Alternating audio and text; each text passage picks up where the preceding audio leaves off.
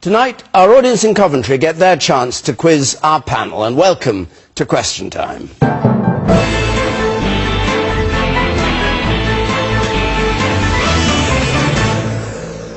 And good evening to you at home, good evening to our audience here, and our panel, of course, the Conservative former Shadow Home Secretary, David Davis, the historian and Labour Shadow Education Minister, Tristram Hunt, the Liberal Democrat, Equality and Employment Minister, Joe Swinson, the critic and feminist pioneer, Germaine Greer, and the barrister and former Conservative MP, Gerry Hayes.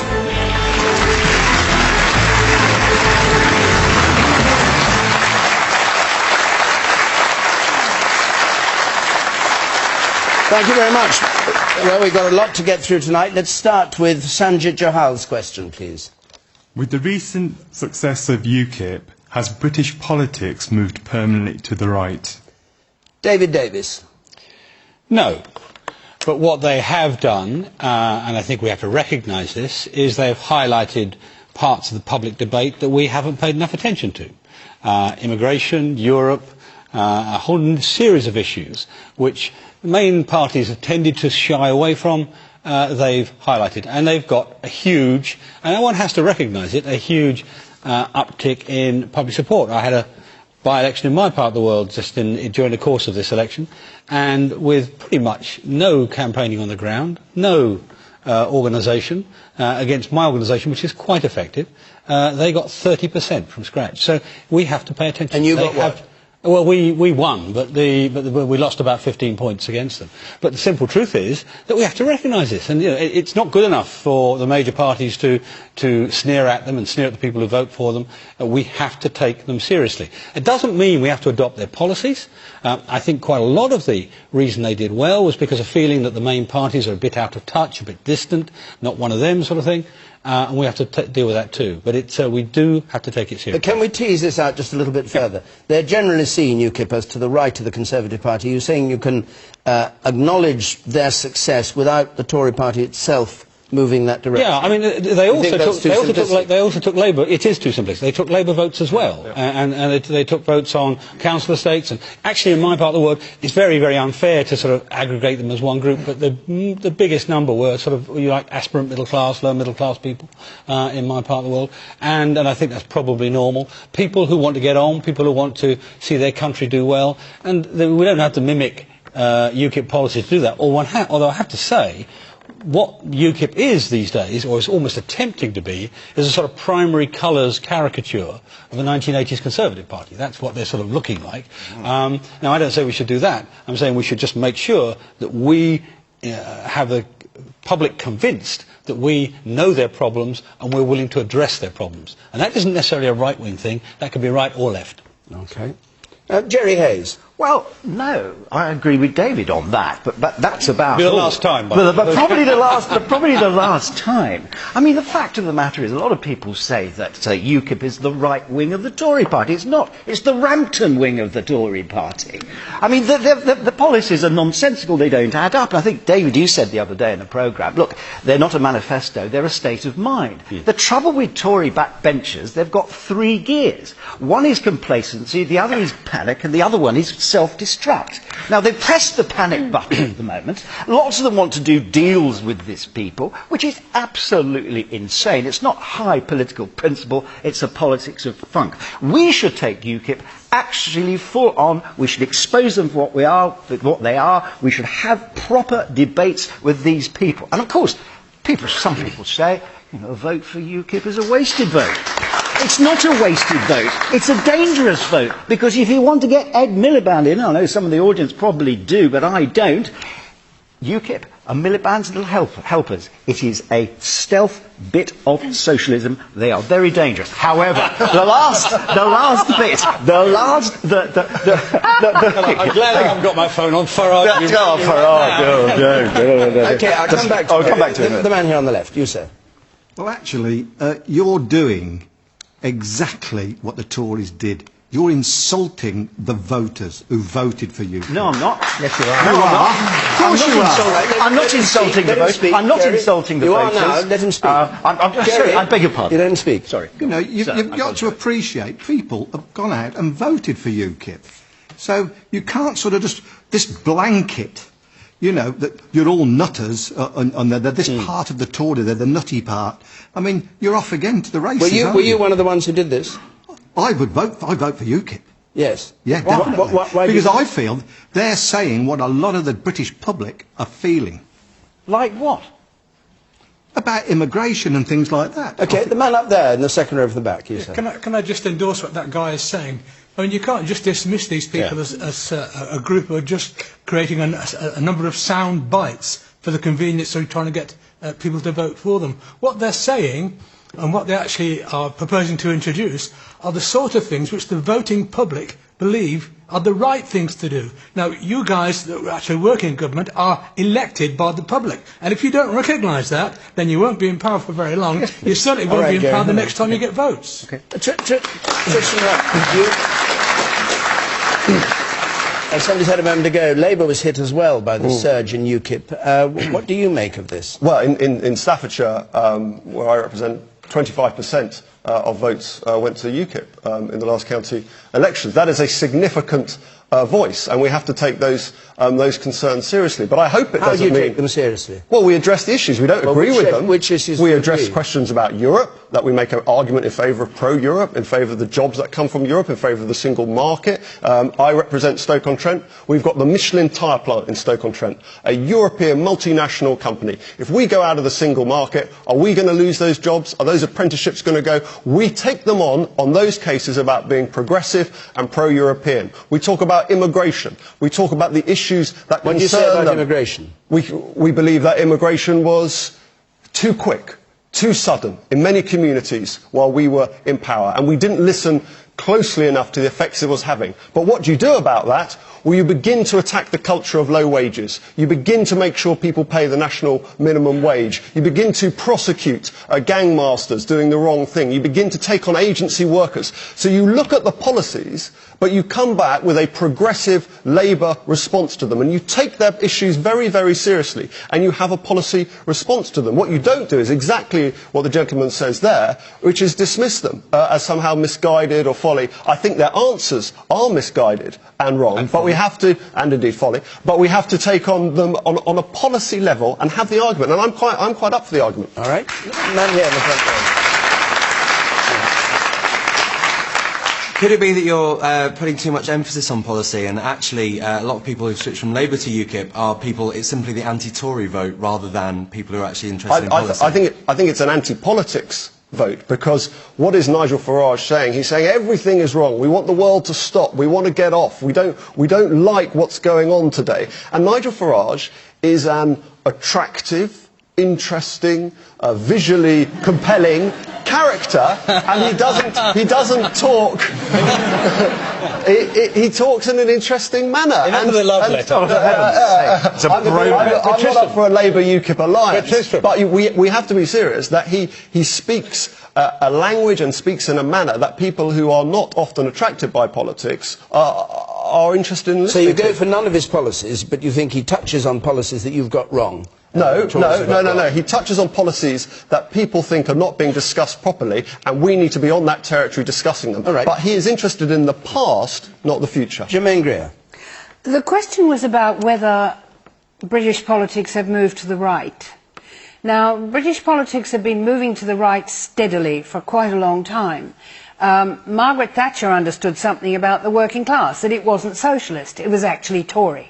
And so she created the new idea of the working class Tory that was her backbone as she developed her policies, which had the virtue of being very simple. At the same time, they broke the back of the labour movement. The craft unions have gone, the elite unions have gone, manufacturing is in crisis. We always had this enormous pool of non-organised labour, much of which was female. We are now principally involved in service industry rather than manufacturing industry. So it's been very easy to keep moving to the right. And it's very easy in those circumstances to stir up paranoia and fear, because people are insecure. They don't have agreed contracts anymore. They have short-term contracts. They have minimum hours contracts.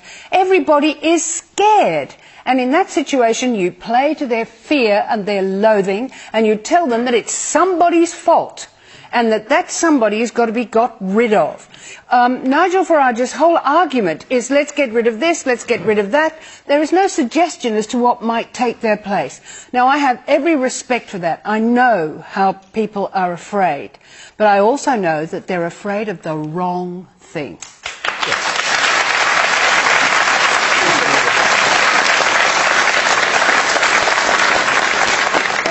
One thing I'm seeing here is there's a lot of people really passionate about their policies. What I found as a voter, one of the key things that happened in the local elections was that I didn't see any Labour canvassing, I didn't see any Conservative canvassing, I did see UKIP and I saw Green Party, but it appears that some of the parties were a little bit hasty in thinking that they were just going to get the vote, but whereas UKIP, they actually got out there with the public, argued their points, and that's why people turned out to vote for them. All right, let's go back to the issue about the effect of the UKIP victory. The man in the check blue and red shirt, you said. I was just thinking that it's not only in the UK that they're facing the rise of the right. I think in Greece they're facing the rise of Golden Dawn, and in France they're facing the rise of National Front. Jo Swinson. Well, I mean, I think that we do not have a permanent shift to the right in answer to Sanjit's question, but I think what we do have is a real need for pause for thought from all of the main parties after last week's election results, because it wasn't good for any of us. And I think one of the things, obviously, that's different... It was a disaster for you, wasn't it? Well, yeah, we lost lots of councillors that were very hard-working for the local community. And it's been a real challenge for us. I'm not going to say that we had a good set of election results. We didn't. And that's why we have to listen to what people have said. But I think one of the interesting elements is that when you have a coalition government where you have two parties in government, and then you have an opposition, which obviously some people will support the Labour Party, but for others, if they're not convinced, and I think there's significant signs from last week that there's key parts of the country who are not convinced by what Labour's offering as an alternative, then they're looking for something else. And so I don't think it's as simplistic as to say it was all about Europe, or it was all about immigration, or it's all about being right-wing. It's also about people looking for something different that they feel that they're not getting from the rest of politics. And we have to very carefully look at ourselves. And I think there is something in what Tristram was saying about Nigel Farage. You know, he's a decent kind of bloke, he's very direct, and he's clearly struck a chord with people and connected with people. And I think far too often politics can seem to be in a Westminster bubble, far removed from everyday people's lives, and actually we need to get much better at reaching out, connecting, and that does include on the doorstep. That point about the reaction elsewhere in other countries, it's not always the right, sometimes the left as well, but it's a reaction against metropolitan elites to a very large extent. It's a feeling that the people running the country, or in some cases running the continent, just don't have the interests of the ordinary people at the front of their mind and do the right thing. You couldn't get a rejection of that. Let me just finish, Tristan, and come back. But a couple of points maybe. Oh well, we're not taking them seriously enough. There is a fair point. I've been reading the papers in the last week, mostly written in London, the metropolitan commentators. The metropolitan commentators are sneering and dismissive of it, and they shouldn't be, because they reflect real fears, real concerns. Whether the analysis is right, the fears are there. But, I mean, the interesting thing is, you couldn't get more of a metropolitan figure than Nigel Farage, city broker, Dulwich schoolboy, who is still coming up with this stuff. But to go back to the question of the European context, what happens when they get in? Well, you see what happens if and when they get in Italy with the five-star movement, and it's total chaos. There is a total inability to govern, because half of it is about vanity and protest and just being anti the political process. So when they actually have to make decisions, it crumbles, and the country is the loser. Okay. Joe, I think what they've done is they've replaced the Liberal Democrats as the spittoon for angst. I mean, such a lovely way people are just so angry. As David says, they don't like the political classes. As you said, sir, they don't think we are listening to you. Not that I'm a politician anymore. I think we are, but I just don't think we're getting the message across. Okay, let's take this one step further. Erin Burrows got a question. Let's have that question, and we'll just... Should the Queen's speech have mentioned the topic of an EU referendum? Should the Queen's speech have mentioned the topic of an EU referendum, which of course was what Nigel Farage was going on about a great deal, and there's now a motion going down saying the Queen's speech should have mentioned a referendum, presumably so that people feel that at any rate this government, or the Tory part of it if it came back, would offer one. Tristram Hunt, where do you stand on an EU referendum? Well, we're in favour of a referendum on a transfer of powers. Under the Sovereignty Act, if there's a major transfer of powers from Britain to Europe, that would trigger a referendum, and the Labour Party are happy to have that referendum. But that's the law, isn't it, anyway? That's the law. So you're not adding... But we wouldn't reverse that. But would we have an in-out referendum now? No, we don't think we would. The big challenge we have in Stoke-on-Trent, in Coventry, around the country is jobs and growth. How would it help people to get into work? How would it help businesses to grow? How would it help people to invest in this country if we begin a 5-year conversation about our place in Europe?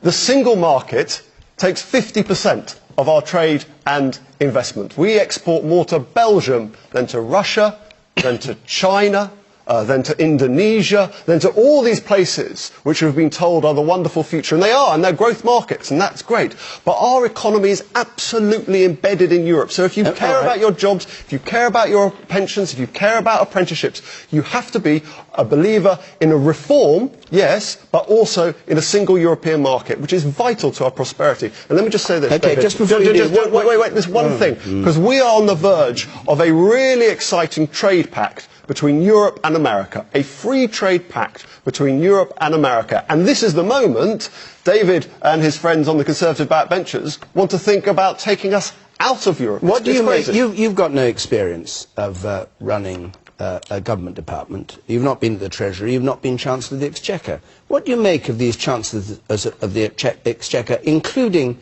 Dennis Healey, one of the most successful Labour Chancellors, now coming out and saying that we should pull out? Lamont, Lawson. Well, I haven't read what Dennis Healey said. I've looked at what... He said on balance... Well, you said it today. Well, you come to this programme not having read the newspapers, you know? There's an interesting... I'll take it all. There's an interesting cultural point, I think, about Nigel Lawson, Norman Lamont. You know, interesting chancellors in their own unique way. But they are figures of finance. They are figures of the City of London. They are concerned about the investment houses and the finance houses. And we have a brilliant financial services industry in this country, and that's great. But the rest of the economy should also have a say in this. Our industry, our manufacturing base, everything Germaine spoke to. And actually, those are the export markets. That's the investment we want to see. So I think Messrs Lords, Lawson and Lamont obviously have their view, but it's a very London finance-centred view, and there should be a broader economic conversation. Right. David Davis, what's your position on this? Because you've signed this thing saying we should have... what do you actually want to happen? Well, let's start for the reasoning first as to why it's there. I mean, all three major parties have broken promises on referenda on Europe, every single one of them.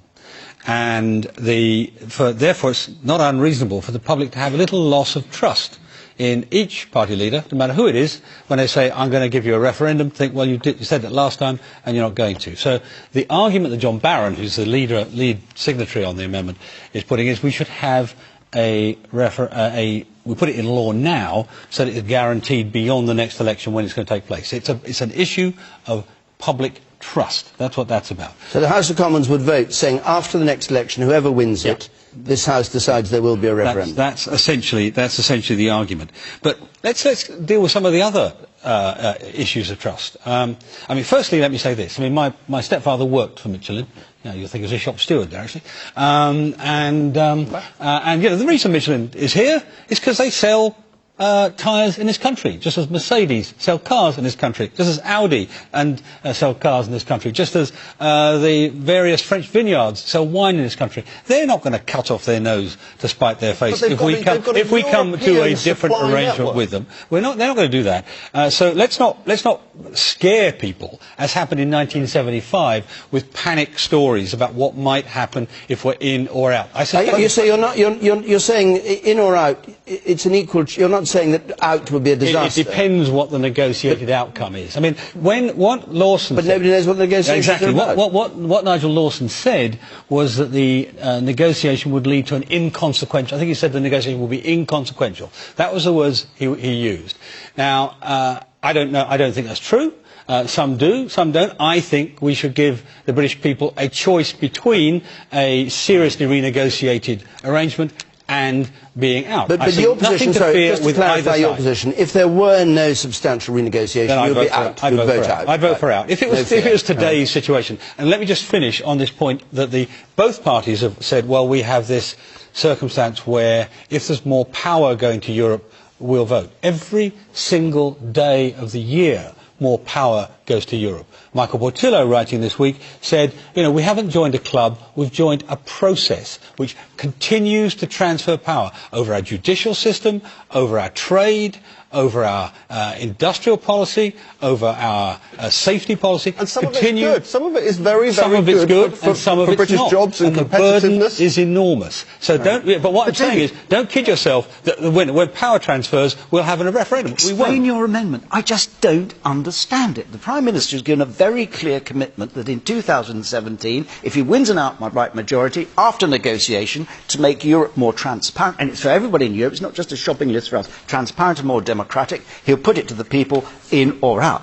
But what are you guys doing? Because in the words of... Every single party leader, Nick Clegg, David Cameron, and not Miliband but his predecessor, said we were going to have a referendum on in-out. I mean, the Liberals even said in-out, and none of them did it. But so no Parliament, no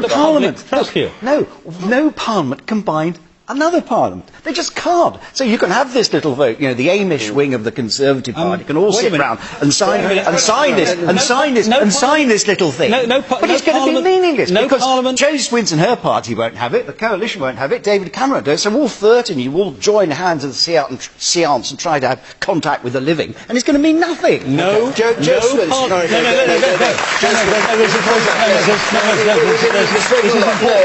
come back on it. Jo Swinson. Well, I don't think that is what we should have had in the Queen's speech, because we already have a very, very clear position in the government. It's, as has been said, actually written into law now that if there is any further transfer of power to the European Union, then there has to be a referendum. And that is the sensible time at which to have it, because that's the point at which to make the decision. What about renegotiations leading up to 2017, if Cameron is Prime Minister and if those are done? Would you support a referendum then? I mean, you were the party that wanted a referendum at the last election. Well, and we have, as I say, we have legislated to make sure that will happen if there's any further transfer of power. But what I'm worried about, and what I think it was right that we had in the Queen's speech, was measures that are actually going to deal with the things that on an everyday day-to-day basis my constituents and everyone else around the country is actually worried about. Whether or not their children can get jobs, whether or not we can make sure that people who are in their old age are going to be properly protected with their pensions, with the new pensions bill that's coming forward to value pairing. These are other topics, yes, but in other words, you're not in favour. But you're not in favour of an EU referendum in 2017, come what may, and you're frightened that Mr Davis's thing will mean that does actually happen, and you'll get into it. I think this would be a daft time for us to be spending all of our energy and focus on creating uncertainty with our biggest trading partner when we need to be focusing on getting the economy moving and getting jobs and investment. And if you've got European companies that are making decisions about where to invest, about where to put that factory, about where to create jobs, I don't want them to have a question mark in their mind about whether or not Britain's going to be part of the European Union in a few years' time. So I think it's actually pretty dangerous to be having that discussion. That's why I think the Queen's speech was right to focus on measures that will actually help people's everyday lives, rather than the kind of navel-gazing that I know the Conservative Party does rather like to have sometimes on Europe. Okay. The man here in the centre, there was somebody up there who wanted to speak, but his hand's gone down, so I assume he doesn't. Do you say with the spectacles on? A referendum can only be meaningful if people have a chance to dispassionately consider the pros and cons of both sides of an argument. I don't think we have that at the moment. I think if we were to rush into this now, we'd be selling our interests to a sinisterly motivated right-wing press. Okay, and the man in the blue, and I'll come to you, Germaine. Man in the blue shirt there. Yeah, I do think it's quite dangerous. I think if we do leave the EU, we will have no trade deal with countries like America, because we'll be seen as having no influence in the wider economy around us. And there's a very good point on this at the moment, that the Prime Minister currently can't get a meeting with either the Prime Minister or President of China. And so all this stuff that we're going to export to China, we've got all these great links around the world. Actually, the reason why China and India are interested in us is because we're in Europe. We can have both of these advantages. It's not an either or. We met the Dalai Lama. It's not because exactly with the EU. Germaine Greer. The reason they're interested in us is because we are a market within Europe. Sorry, Germaine. I think it's probably equally true to say that many people feel that we really can't go having a referendum now, that we've put our hand to the plough, and what we've got to do if we don't like what's going on in Europe is we have to change it. And we're only going to change it if we're there. And I have to remind you that I'm Australian, and the breakup of the British Commonwealth for us was extremely painful and costly. We got dumped on our faces, and we understood it because we could see that after World War II, Britain and Europe needed to integrate. They needed to get to understand each other. And that whole power block had to come together in a more rational way. The British Commonwealth is now non-existent. The word Commonwealth actually means the old Russian Soviets these days, if you look it up. And it was a painful thing, and it's a curious thing because Australia is still a source of huge wealth to Britain and gets no consideration. But I'm surprised that David didn't point out that one of the things that we rely on as libertarians in this country is the European Court of Human Rights, which has corrected us on a number of absolutely archaic and cruel legislation. Okay, I'm going to move on. I'll take a brief point from you, sir, and then I want to move on. Just before I bring you in, remember, if you at home want to join in this debate, you can, of course, do it.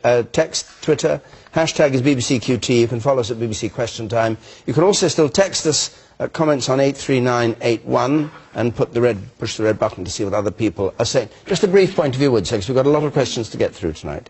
Okay. I may be missing a very fundamental point here. Why are we talking about a referendum in this utterly uncritical way? Isn't the government abrogating its responsibility by giving the people of this country the right to vote on an issue which not only affects our economy and our security, for that matter? You mean why a referendum? Well, the government shouldn't be giving the people. Should not be. So it's an abrogation. And a general election should decide these things. Indeed. Okay, I'm going to leave it there and move on to another question. Thank you very much. Jasminda Dhaliwal, please. Is it right for the government to ask NHS staff to act as border agents to prevent health tourism? This was a proposal that, again, came out of the Queen's speech in the middle of this week, that NHS staff, among others, landlords was another one, should have the obligation of checking whether people were legitimately in this country. Germaine Greer, is it right to ask NHS staff to act as border agents? Obviously not, I would have thought. I find the whole thing extraordinary. Look, I live in mid-Anglia.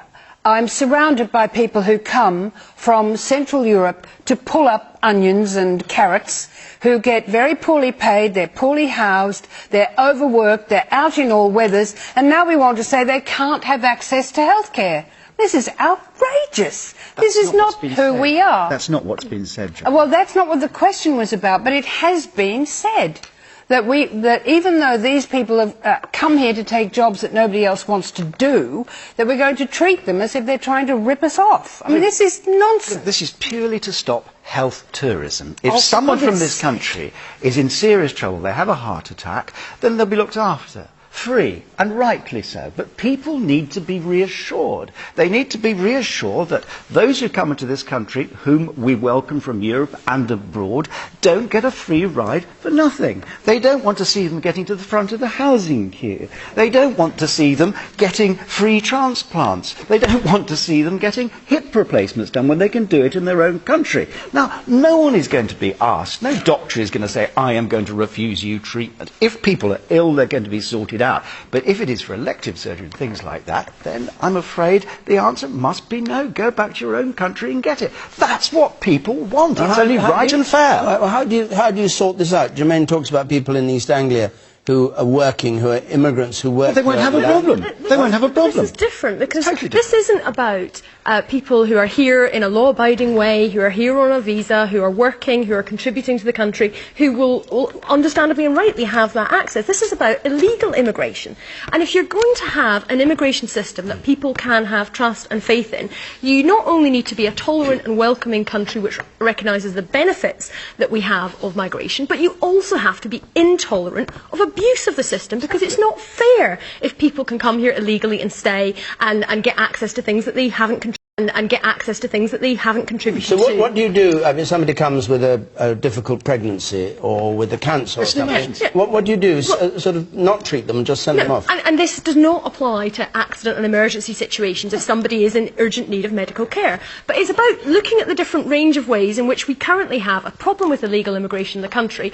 And a lot of these things are fairly common sense. If you go abroad somewhere, if you're on holiday and you fall ill, then you will often, if it's not within the EU area, then you will often be asked to provide your travel insurance or your health insurance to be able to be treated. And we're perfectly used to that when we go to other countries, and the thought that you can have something that works the same way shouldn't be that shocking. It's also about things like stopping people who are illegal immigrants having UK driving licences. I have to say, when I heard that, I was rather surprised that illegal immigrants could currently get UK driving licences.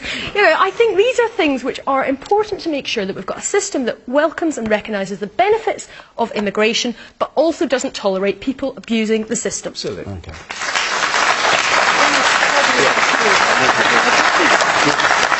Driving licences and pregnancies aside, is it the doctors that should be deciding? Shouldn't we have border agencies deciding whether people can get in or not? UKVA, they're a basket case. They're hopeless. They lie to ministers. They're incompetent.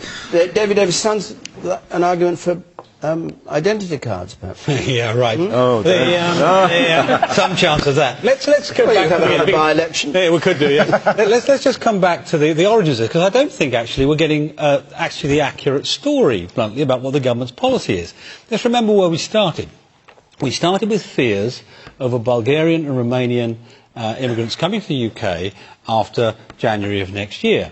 The BBC, I don't know how many there'll be. They'll be legal. They will not be exactly. illegal. They will be legal, not illegal. And it's been in that context that government ministers, including the Health Secretary, has been arguing the case here. Now, I agree that there is an issue here. I agree with Jerry that there should be action on restricting welfare and restricting access to housing. Of course, it's proper that people who live here, to start off with, should have the first advantage there. But the simple truth is this is not about illegal immigrants.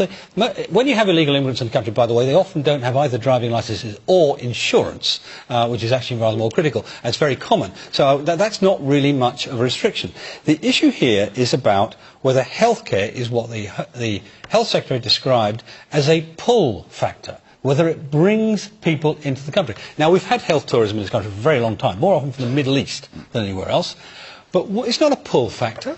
The thing that's bringing Romanian and Bulgarian immigrants to Britain after January of next year is the fact that their national average incomes are 1/3 of our minimum wage. They'll be coming here to work, just as the Poles came here to work, and the Czechs, and so on. So let's not misrepresent this argument. And taking away the right to healthcare, in my view, is a very unwise policy. Because when we take on immigration policy, and I've been a very strong advocate of strict immigration policy, it should be fair and civilised. And I do not see asking people on a trolley in an A&E, where are you from, is a civilised approach to modern Why politics. do you say they won't? Joe Swinson and Jerry Hayes, I just want to quote you this article by Marion Thompson, cancer specialist. Foreign women often arrive in the UK in late pregnancy, often after detecting a complication. They come on a visitor's visa, present to A&E while in labour, refuse to pay, claim a childbirth qualifies as emergency care. What are you going to do about that? Well, keep on saying that won't happen, but no, I'm the saying that doctors think it does happen. This is not. But no, what I'm saying won't happen is this is not about accident and emergency healthcare. This is not about turning people away when they are in that kind of emergency situation. Now, the bill hasn't been published yet. The details of it will obviously still be fully published, and that will be the subject of no doubt much debate in Parliament on the exact details of it. But this is not about accident and emergency care. This is about having mechanisms so that where people are in the country illegally, there are more ways of being able to find out about it so that action can be taken so we can all have a system. I think the point that he was making was that people present as A&E when they're not actually A&E in reality. But anyway, leave that to the lady there. Yeah, there was a programme on last week. One of the London hospitals are actually already doing that. They've got a gentleman and his job is to identify patients. politely ask where they've come from and to bill them and reclaim that money, and that is their job. I mean, that is exactly the point. That this is the law already. You know, what we've had in this Queen's speech in terms of the health stuff is an awful lot of rhetoric. It is already the law that hospitals pursue foreign citizens for expenses here. So why is the government doing it? And I think it returns to our earlier question about the influence of UKIP and right-wing policies. What they're announcing here in a whole range of areas already exists. And if I was running a hospital in the NHS, I'd be focusing on the 111 line, which seems to me a much greater source of emergency and problems in our hospital service than this. You think this is a smokescreen that the government's put in? No, the policy is exactly right, but it's already repetition. Absolutely, and you know we can look at the Queen's speech if they removed everything that was repetition. Well, I fear this poor vellum would be sort of empty at the end. All right, the man there. Surely enforcing all these checks is a good thing, because the more ways you can trip up an illegal immigrant, the more likely they are to be found out. Well, I think you should enforce the law. What you don't need is government actually ramping up the rhetoric in often quite unhelpful manners, even though the legislation is already there. You say in the third row from that. Can I just say that from a personal experience point of view, my wife went to hospital for an MRI scan. While she was there, she was sat next to a gentleman who, midway between the process of having his MRI scan, changed his name. How did she notice that? Because he was asked to fill out a form, and he didn't know his name that he was supposed to be going to have the MRI scan under, so he said, well, I've actually changed my name. So there was no suggestion that he paid for the scan. He actually had the scan, but he just had to fill a new form out. And they wouldn't Can I just say one other point, David, something that you alluded to? A lot of this would be controlled by the introduction of ID cards. And this electronic age, I find it very difficult to accept that people cannot work with the simple introduction of an ID card that would actually control a lot of these problems that we're talking about. But it would also be controlled by having a proper border force. And under Theresa May, there is absolute chaos in terms of enforcing our borders at the moment. We have people leaving and coming and going, and we don't know what. We have criminals. That was on your watch. We have got chaos under this government in terms of controlling the borders of this country. I'm going to measure your nose. Because we have one clear fact. Under which government did we have 1 million immigrants come to the UK? And were those immigrants from within Europe? Were they extra? This is quietly watching this. Do you have another? Well, the thing is, of course, speaking as an immigrant, yes. The British have lots of immigrants, but lots of other people have lots of British immigrants, and they are sometimes not expecting to work as hard as they will be expected to work. They think it's going to be a lot easier than it is. They have to come round to a whole new attitude in the countries that they go to, and often they do a lot of whinging and whining and talk about coming back home. These are whining ponds, Germaine. Whinging pom is a real creature. I think we'll get on. We live in a global world, and people are moving backwards and forwards and testing different lifestyles. Well, I just don't like the idea that if people are in this country and need medical attention, that we will find a reason not to give it to them. I'm very puzzled. I'm puzzled by this. I'm puzzled by your man who changes his name before having his MRI scan, because then where does the report go to? There's no point in having it, because nobody knows where to send it. It could have been part of the illness. It could have been Let's go on now. We'll take another question. Paul Burrows, please. Yes. Should the police withhold the identities of those people they have arrested until such time as they are formally charged? This is obviously, yes. This is in the light of a number of people in show business, we won't go into their names, but who've been arrested, prominently arrested, as you say, but haven't actually been charged. Should those names be kept secret until there is a charge? Jerry Hayes, you're a barrister. What do you think of it? No, I don't think they should. But I do think... You don't think which way around? You don't... I don't think that their names should be secret. Right. Because they have been arrested. It's going to get out anyway. There was a case recently involving an MP where I mentioned name. All the neighbours saw the police there. You know, it's going to come out. But there is a real problem, I think, and I've been prosecuting and defending rapes and serious sexual offences for over 30 years. Fact is, I'm firmly of the view that if you are accused of a sexual offence, particularly rape, particularly with children, you should be anonymous until after that trial. Because the stigma is just a point. It's worse than murder. I have seen people who have been acquitted, perhaps when I've defended them, little plug, and... not many. No, yeah, not many, all right. But the stigma sticks with them for life, because everyone says, oh, no smoke without fire. So that is something we ought to do. And I know a movement of people who say, well, it stops women from coming forward. It doesn't stop women from coming forward. We've gone a long, long, long way from all the old ideas about rape. Women are treated very, very well. But what about what the Lancashire police said in the Stuart Hall case, which he then pleaded guilty, which was that it was by arresting him and naming him that all the people came forward that he then accepted. Well, there is that. And there might be a case, I think, in those sort of circumstances for a judge to make an order. But by and large, I think there should be an automatic rule, anonymous, but if the police say this could help our investigation, a judge should make the order. I think that's the fairest thing. Germaine Greer. I have an unusual attitude towards this because I'm not actually in favour of the accuser remaining anonymous. I think if you want to put somebody away for 7 years for offending you by taking sexual liberties with you, then you ought to stand up there and face him, because you shouldn't be shamed. He is the person who should be ashamed. The idea that the fact that this has happened has somehow damaged you and made you a person who can't show her face in public, to me that really doesn't work for me. But then, on the other hand, I also think that the legal category of rape is medieval, and it should all be under the blanket of sexual assault. Because sexual assaults, say, on boys, which are now called rape, but are still regarded as forcible buggery, they are just as damaging and sometimes much more damaging. That really we should be thinking in a less medieval way, because the point about rape is it's actually stealing a woman who belongs to somebody else. That's the etymological meaning of the term. Well, that won't do. If you've outraged me sexually, it's not because you've upset my father or my husband or my brother. You've upset me. And that's one reason why civil action against rapists is sometimes more satisfactory, especially given the strange attitudes of the Crown Prosecution Service towards rape cases, especially involving prostitutes, who are just as likely to be raped as anybody else. So I just think the whole thing needs overhauling, but I think we've all got to have the courage.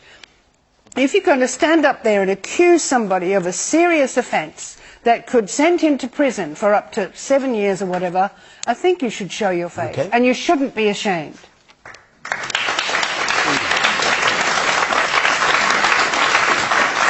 I completely disagree with the fact that it's easier for women to come forward and speak about rape at the moment, well, in the near future or whatever.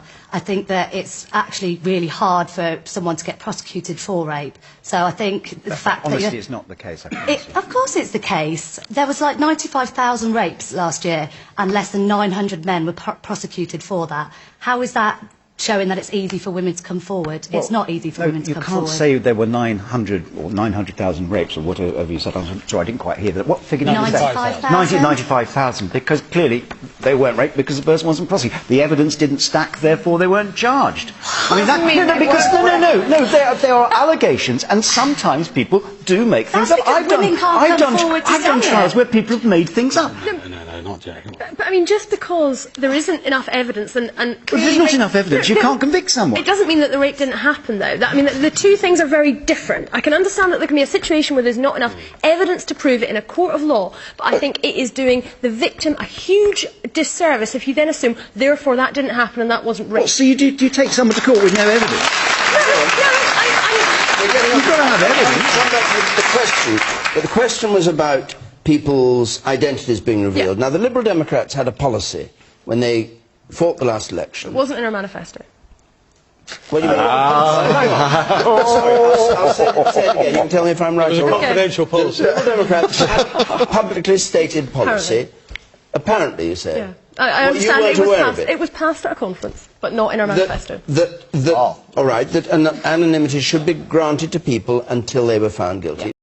All right, that anonymity should be granted to people until they were found guilty. And we've had all these cases now, and you know which they are, and we've had cases of people who've been named, and then the police have said they're not charging them at all anyway, and their names have been all over the press again and again, because they're always repeated every time. And it was something the government did consider at the beginning of the Parliament in 2010, and I think we were right not to go ahead with that. Now, I do absolutely recognise... It was in the coalition agreement, wasn't it? I can't remember if it was actually in the agreement, may well have been.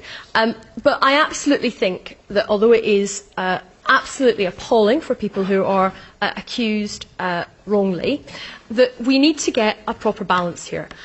Because we also have lots of examples where there are serial criminals, and the Worboys case in London, the minicab driver was an example of that, where people are only caught for what they have done because it has in fact not been anonymous. Now, I think there is still a problem because, for example, it's not just that it is public knowledge that somebody has been arrested, but far too often the media actually are tipped off by the police and turn up there to take photos of it happening, and that is far too cosy a relationship that goes on. And I think the media also has a responsibility to be much clearer about innocent until proven guilty when reporting these things, because what we tend to get is a frenzy where the assumption is, and that's not the assumption because somebody has been charged or arrested, that is partly the assumption because of the pages and pages and pages of coverage that basically say, effectively insinuating that somebody is guilty. So I think we should get to a much more balanced way of these things being reported. But I think it absolutely is important because of the reasons of people who otherwise have committed horrendous crimes, that otherwise their victims would not actually be coming forward. And I agree with Germaine that women or men who have been raped should not feel that they're the ones to be ashamed. But nonetheless, I think that if they did not have that anonymity, then many of them would be dissuaded from coming forward, and I think that would be a great injustice. The woman in red there. Just to say to Germaine, I mean, obviously, quite clearly, like the victims of any crime, a victim of a rape shouldn't feel ashamed, but that doesn't change the fact that obviously they do. I mean, it's the society we live in, but you would feel ashamed if that was you. Right. And I think that they shouldn't have to openly say if they're accusing someone. They should be allowed to keep that. What about the accused? What's your position about the person who's accused of the rape? I think... Should they be given anonymity? I mean, obviously in a high-profile case where other people would recognise the name, but I mean, in a lot of sort of that kind of sexual crimes, it's someone you know, so there's unlikely that if you know them, that someone else who hears about the case through the media will also know them. Okay. And the woman on the gangway. I think, agreeing with kind of both points really, I agree with the idea that you should be able to stand up and speak openly, but also I think society is a very long way from people not feeling ashamed. And also there's a big assumption talking today that all rape victims are female, which is clearly not the case.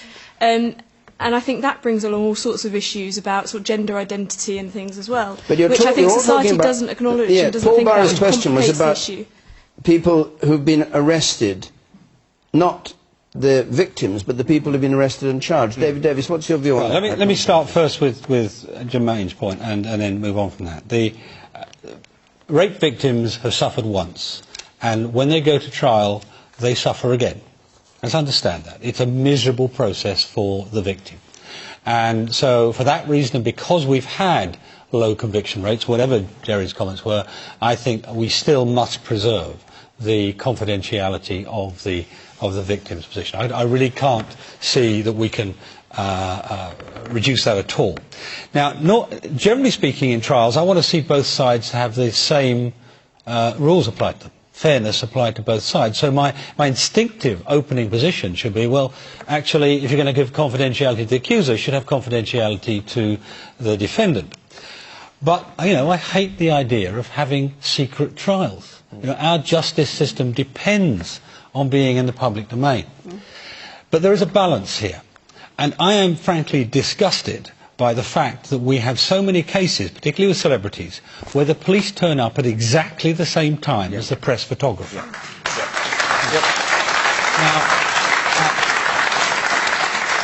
it is a disgrace. In my view, it's criminal action by the police involved.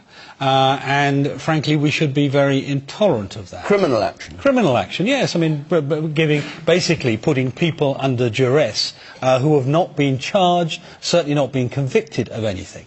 Now, let me come back to what we do. So where's the compromise?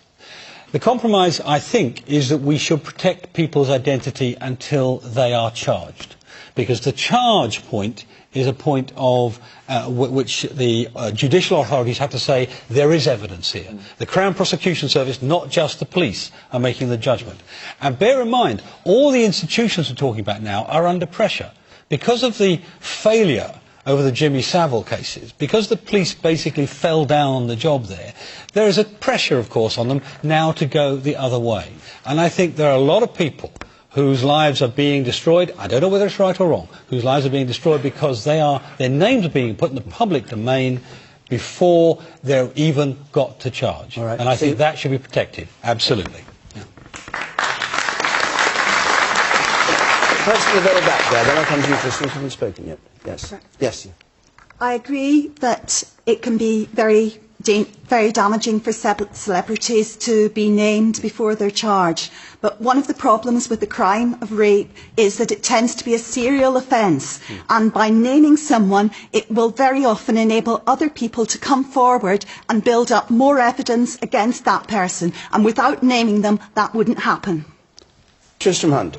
I think that's exactly the point. I mean, it's a very tricky balance that has to be struck in terms of innocence until proven guilty, and whether you're going to be tried in the court of public opinion and everything Jerry said about the opprobrium attaching to it, versus the notion that people could see justice, that people who have been abused and raped and had criminal acts committed to them come forth knowing that the person who committed those crimes is now being prosecuted. And as Joe said, in terms of the War Boys case in South London, in terms of the Stuart Hall case, I mean, this is a tricky area, but surely the balance in terms of public policy has to be on the side of the victims. I think David's idea of the name going public at charging is a good one, because it provides enough space before trial, it provides enough capacity, which would hopefully for others to come forward. And would you trust the police not to make arrests with the press there, as David Davis was saying? Well, I do think actually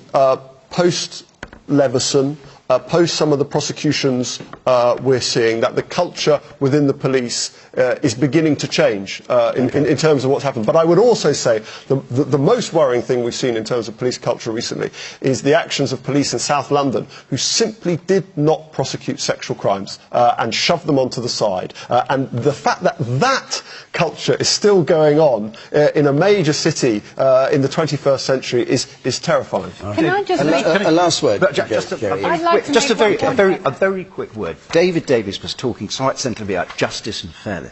If the Lord Chancellor gets his way in 2 years' time, and this is never going to be debated in Parliament because it doesn't involve primary legislation, the independent criminal bar will be dead. Solicitors in the high street will be gone. G4S, people like that, will be running the criminal justice system. There will be a layer of bureaucracy where you don't get a choice at all who your solicitor is going to be. It's just absolutely appalling. And it's not even going to be debated in Parliament. The right to a fair trial will disappear. And the last and most insidious thing of all, these great legal conglomerations who will be controlling your lives, they will be given a financial incentive for the person to plead guilty. By a barrister. No. It's the criminal justice system which is at risk. Truly. Germaine Greer, very briefly, and I've got a last question. I'd just like to make a basic point about rape as a crime in law. Most rapes are not reported at all. Very few rapes that are reported result in a prosecution. Very few prosecutions result in a conviction. Now, why? Because the burden of proof is too heavy. You can't provide the proof that is necessary because most rapes don't happen in front of witnesses. And this is one reason why you have to rethink the whole thing. Police work very hard on rape cases. They spend hours and hours and hours working up the case. And when they discover that all that effort, it's extremely expensive, has produced nothing, they haven't had enough to go to court with, and they've gone to court and haven't got their prosecution, when they're making their own cost-benefit analysis, they decide not to work the cases up. This is all a consequence of this medieval hangover from this ridiculous body of law that makes rape, which is a diurnal crime, very common, happens every day in every street, by turning it into something extravagant, and the fact that celebrities are now involved has made it even more extravagant. It distorts the perception of what it is. Women can't get redress for sexual outrage at the moment. It is just too hard. We have a couple of minutes left. I want to take a question from Tom Myers, please. Tom Myers. Does David Cameron need to jettison his old Etonian advisers to have any chance of winning the next general election? Does Cameron have to jettison his old Etonian advisers? But David Davis said, please, please, David Cameron, no more Etonians. David Davis. I should say I'm not an old Etonian, so for the absence of doubt. Well, you're not one of his close I'm not one of his advisors. That's right. either. That's also true. That's also true. Lose on both grounds there, then, or win. The point I was making here, it goes back to this UKIP argument we had at the beginning. One of the things that's happening is people feel that government, and indeed opposition too, the whole political class, are out of touch with them. And there are two aspects to this. One is a political one. If we allow that to go on, we as Conservatives won't win next time because people won't think we represent them. But the other one is an effective government one. It wouldn't matter if you had 10 Downing Street populated entirely by Nobel Prize-winning nuclear physicists or by farmers or whatever. If you've got a single group, a narrow group, you render yourself less able to understand the operation of the whole of society. And that's my point. Okay. We shouldn't do that. Okay. We're better off if we had a wider remit, shall we say. We must be brief on this, though it is a serious point. Tristram Hunt. I mean, it's absolutely clear the Prime Minister is limiting the intellectual gene pool that is available to him. And as David says, that produces groupthink. Everyone thinks the same about the same policies, and you end up with the kind of chaotic, useless government we've got. So my suggestion is that what the Prime Minister should do, what the Prime Minister should do is read the great book, Team of Rivals, which is what President Lincoln did when he came into power, which was to bring in all his opponents into government with him. And I think they should bring David back, rather than being this sort of mangy, this sort of, exactly. Joe Swinson, you recognise this as at the heart of this coalition. There are too many Etonians. I think it's up to the Prime Minister to choose his own advisers, but I think this is a wider issue in politics more generally, and indeed in other sections of society, where there is far too little diversity, not just of gender, but of background, of ethnicity, and we end up with this groupthink, as David said, and I think politics in particular suffers from this. And so I suppose the only thing I would say to the audience, both here and watching at home, if you watch Question Time regularly and you enjoy it, chances are you're quite interested in politics and political debate. Have you ever thought about getting more involved yourselves? Because politics needs people like you. Democracy relies on people getting involved. Please do. Very, very quick. Two adverts in one programme. Jerry Hayes, very briefly. Very, very briefly. I think David Davis is being a bit McCarthyite. I don't care where people have come from, what gender, what colour, what school, as long as they're good at their job. But they're not, Jerry. That's the point. That's what we're saying. Below the belt. Below the belt. I'd just like to point out you're being a bit unfair to Eton. It doesn't look the way it used to look. Go and have a look. Eton itself is multicultural these days, and it happens to be a very good school. What I'd like is for every school in the country to be as good as Eton, and then there'd be no point. Wait, I'm sorry, we have to stop. Our hour's up. Sorry. Now, what about next week? We're going to be in Ipswich next week. We've got Charles Kennedy on the panel for the Liberal Democrats, Chris Bryant for Labour, Philip Hammond for the Tories, Gillian Tett of the Financial Times, and the new chairman of the Arts Council, Peter Bazalgette. And the week after that we're going to be in Belfast. So if you want to come either to the programme in Ipswich or in Belfast, the website address is there. You can call the number 0330 123 9988. Many thanks to our panel. Many thanks to all of you who came here to Coventry to take part. Until next Thursday from Question Time, good night.